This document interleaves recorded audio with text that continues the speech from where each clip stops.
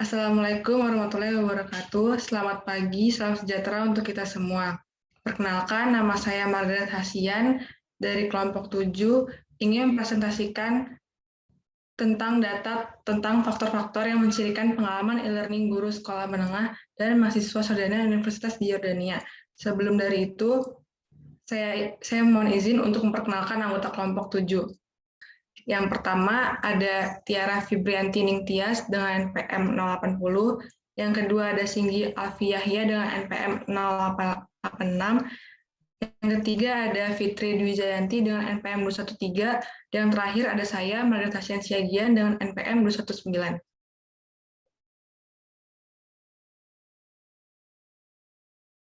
Baik, untuk materi yang pertama yaitu mengenai artikel untuk bagian abstrak sendiri.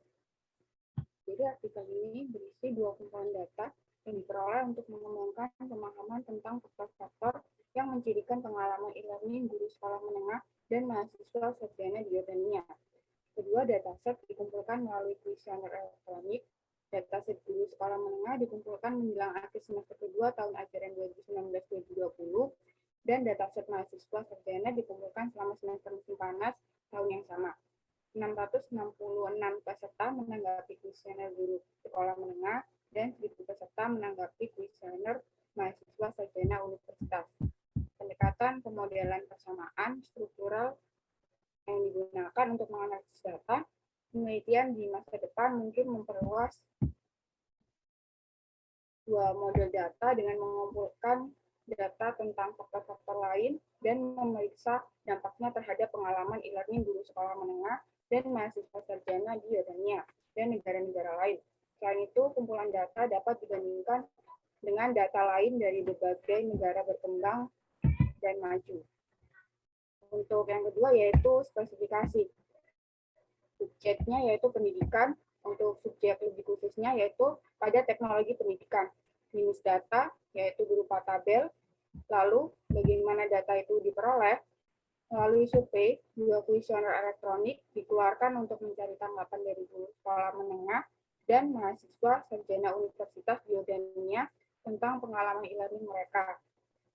Format data yaitu dianalisa mentah, lalu parameter untuk pengumpulan data. Artikel ini 2 dataset diperoleh untuk mendapatkan pemahaman tentang faktor-faktor yang mencirikan pengalaman e-learning guru sekolah menengah dan mahasiswa sarjana di Yordania. Dataset guru sekolah menengah dikumpulkan menjelang akhir semester kedua tahun ajaran 2019-2020, dan dataset mahasiswa sarjana dikumpulkan selama semester musim panas tahun yang sama. Untuk guru sekolah menengah, kuesioner dibagikan yang menargetkan guru yang mengajar dari kelas 8 hingga kelas 12. Guru tersebut menggunakan Microsoft Teams untuk menyampaikan instruksi seperti yang diamanatkan oleh Kementerian Pendidikan Yordania selama penguncian COVID-19 di Yordania. Untuk mahasiswa sarjana universitas, kuesioner dikeluarkan untuk mencari tanggapan dari mahasiswa sarjana universitas selama semester musim panas itu. Deskripsi pengumpulan data. Diposting di formulir Google. Kedua kumpulan data dikumpulkan melalui 2 kuesioner elektronik yang berbeda. Surat undangan untuk berpartisipasi dalam kuesioner didistribusikan melalui jejaring sosial guru sekolah menengah dan mahasiswa sarjana universitas negeri dan swasta di Yordania. 666 peserta menanggapi kuesioner guru sekolah dan 1.000 menanggapi kuesioner mahasiswa sarjana universitas. Lokasi sumber data yaitu sekolah menengah dan universitas negeri dan swasta di Yordania. Yang terakhir ada aksesibilitas data, yaitu kedua kumpulan data ada di artikel. Untuk nilai data atau values data ada 3. Yang pertama, dataset penting karena mereka menangkap data tentang faktor-faktor yang mencirikan pengalaman e-learning guru sekolah menengah dan mahasiswa sarjana di Yordania yang berguna untuk merumuskan strategi e-learning di Yordania dan negara lain. Yang kedua, pengembang kursus online, instruktur universitas, guru sekolah, administrator, pembuat kebijakan pemerintah, dan vendor sistem manajemen pembelajaran dapat memanfaatkan kumpulan data untuk mendukung proses pengambilan keputusan mereka. Lalu yang terakhir, penelitian di masa depan mungkin memperluas 2 mode data dengan mengumpulkan data tentang faktor-faktor lain dan memeriksa dampaknya terhadap pengalaman e-learning guru sekolah menengah dan mahasiswa sarjana di Yordania dan negara-negara lain. Selain itu, kumpulan data dapat dibandingkan dengan data lain dari berbagai negara berkembang dan maju. Untuk materi selanjutnya akan disampaikan oleh rekan saya. Untuk saudara sini dipersilakan. Terima kasih. Selanjutnya ada deskripsi data. Yang pertama ada karakteristik demografi peserta guru sekolah menengah. Data untuk guru sekolah menengah dikumpulkan menjelang akhir semester kedua tahun ajaran sekolah 2019-2020 di Yordania. Oleh karena itu, kuesioner disebarkan dengan sasaran guru sekolah menengah, guru yang mengajar dari kelas 8 hingga kelas 12. Guru itu menggunakan Microsoft Teams untuk menyampaikan instruksi seperti yang diamanatkan oleh Kementerian Pendidikan Yordania selama pengujian COVID-19 di Yordania. Kuesioner di-host di formulir Google. Undangan untuk berpartisipasi dalam kuesioner elektronik didistribusikan melalui jejaring sosial guru sekolah menengah di Yordania. Ada 666 guru mengisi kuesioner dengan indikator yang ditanyakan yaitu berdasarkan jenis kelamin, usia, dan pendidikan. Dapat dilihat pada tabel berikut.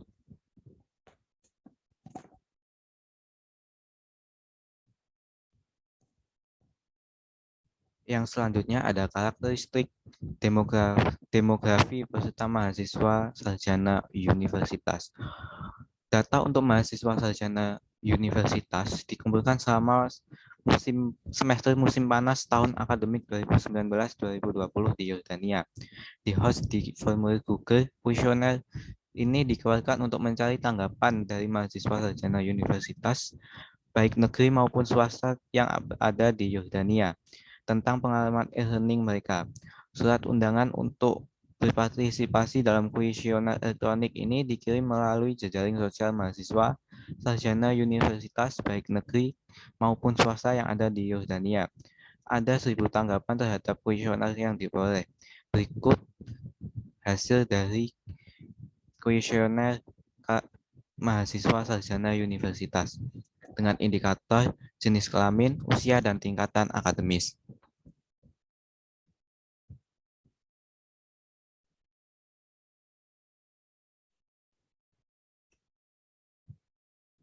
Yang selanjutnya ada konstruksi untuk dataset pertama dan kedua.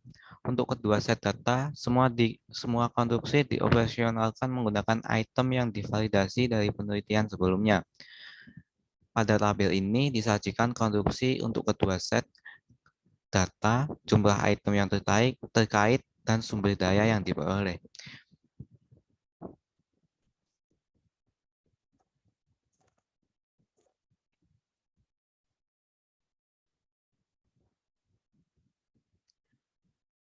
Untuk berikutnya yaitu penilaian model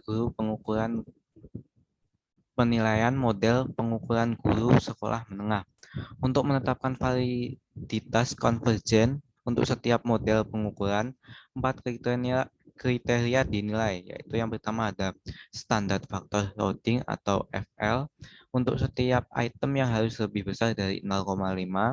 Yang kedua ada reliabilitas komposit atau composite reliability untuk setiap konstruk yang harus lebih besar dari 0,7. Yang ketiga ada Cronbach's alpha untuk setiap konstruk yang harus lebih besar dari 0,7. Dan yang terakhir ada rata-rata varian ekstra atau AFE untuk setiap konstruk yang harus di atas 0,5. Sehubungan dengan model pengukuran guru sekolah menengah, nilai absolut FL untuk item kelima yang mengukur konstruk kondisi memfasilitasi atau FC5 yang dikodekan terbalik berada di bawah ambang batas yang ditentukan. Dengan demikian, item telah dihapus dari model. Dengan memeriksa tabel 4, dapat disimpulkan bahwa validitas konvergen model pengukuran guru sekolah menengah telah ditetapkan setelah menghapus FC5. Selain itu, memeriksa tabel 5, dapat disimpulkan bahwa validitas konvergen model pengukuran mahasiswa sarjana telah ditetapkan juga. Berikut tabel 4 dan tabel 5.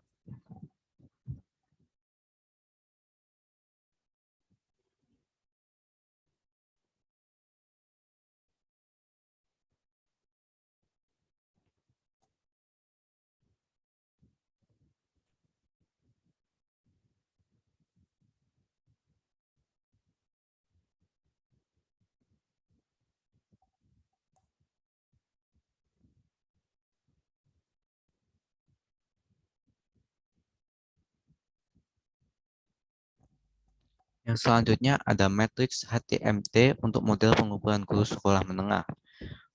Validitas diskriminan untuk setiap model dinilai dengan rasio korelasi heterotic monotrade atau HTMT.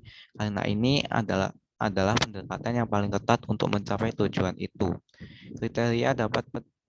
Kriteria dalam pendekatan ini adalah bahwa HTMT untuk setiap pasangan konstruk harus di bawah 0,9. Seperti yang disajikan pada tabel 6 berikut dan tabel 7 di kedua model, HTMT untuk setiap pasangan konstruksi di bawah 0,9. Dengan demikian, validitas diskriminan untuk setiap model pengukuran telah ditetapkan.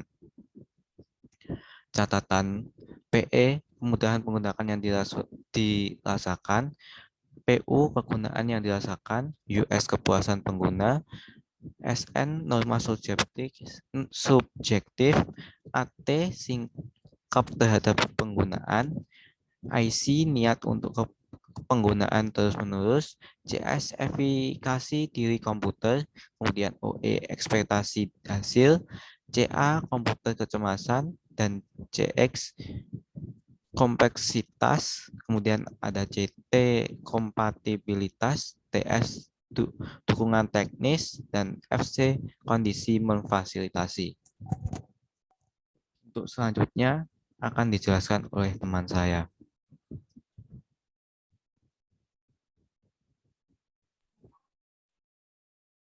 Untuk yang kedua, desain eksperimental, bahan, dan metode. 2 dataset diperoleh untuk mendapatkan pemahaman tentang faktor-faktor yang mencirikan pengalaman e-learning guru sekolah menengah dan mahasiswa sarjana di Yordania. Dataset pertama berkaitan dengan guru sekolah menengah, dan dataset kedua berkaitan dengan mahasiswa sarjana universitas. Karena bahasa semua calon responden adalah bahasa Arab, kedua kuesioner diterjemahkan ke dalam bahasa Arab asli mereka. Sikap terhadap penggunaan dalam kumpulan data pertama dan kepuasan pengguna di kedua kumpulan data dioperasionalkan menggunakan skala diferensial semantik 5 poin dari 1 hingga 5. Dengan angka yang lebih tinggi mencerminkan evaluasi yang lebih positif. Konstruksi lainnya, di kedua set data dioperasionalkan menggunakan skala Likert 5 poin dari 1, sangat tidak setuju, hingga 5, sangat setuju. Pendekatan pemodelan persamaan struktural dalam bahasa R versi 4.0.1 diterapkan untuk menganalisis data untuk setiap model. Next slide.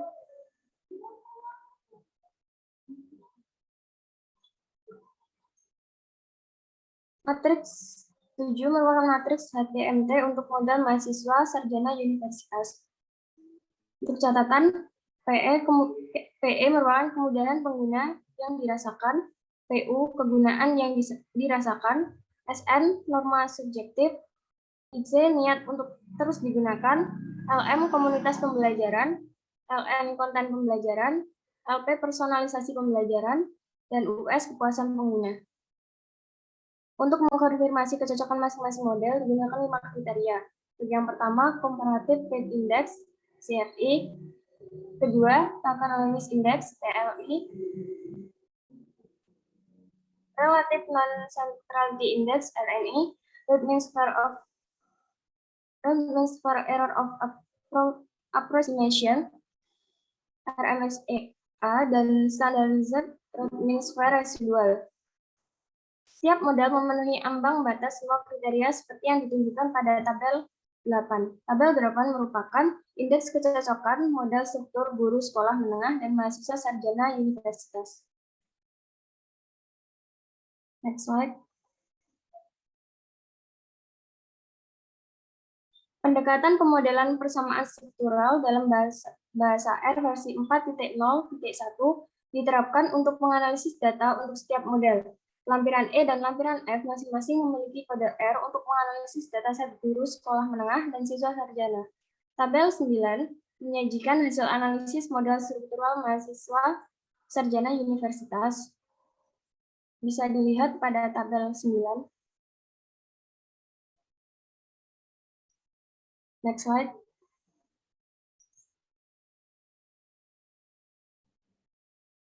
Untuk tabel 10 menyajikan hasil analisis model struktural guru sekolah menengah. Hasil analisis model struktural mahasiswa sarjana.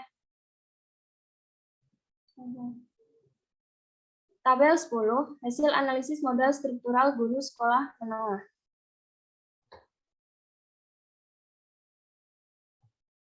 Baik, selanjutnya akan dilanjutkan oleh teman saya.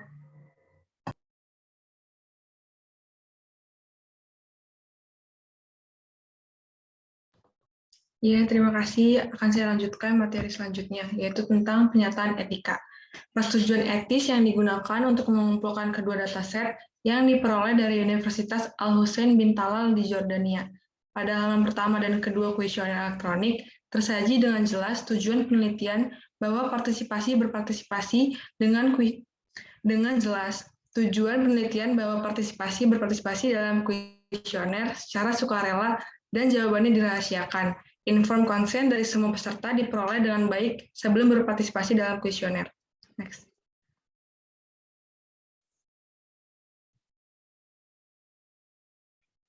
Selanjutnya ada pernyataan kepentingan bersaing. Para penulis menyatakan bahwa mereka tidak mengetahui adanya persaingan kepentingan, keuangan, atau hubungan pribadi yang telah atau dapat dianggap telah mempengaruhi pekerjaan yang dilaporkan dalam artikel ini.